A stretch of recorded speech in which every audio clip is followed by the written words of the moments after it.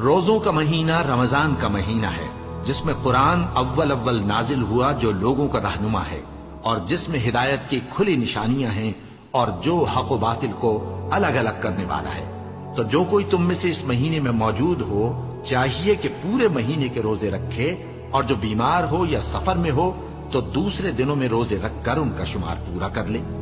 اللہ تمہارے حق میں آسانی چاہتا ہے اور سختی نہیں چاہتا،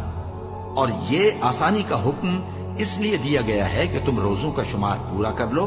اور اس احسان کے بدلے کہ اللہ نے تم کو ہدایت بخشی ہے تم اس کو بزرگی سے یاد کرو اور اس کا شکر کرو۔ اور اے پیغمبر، جب تم سے میرے بندے میرے بارے میں دریافت کریں تو انہیں معلوم ہو کہ میں تو تمہارے پاس ہی ہوں۔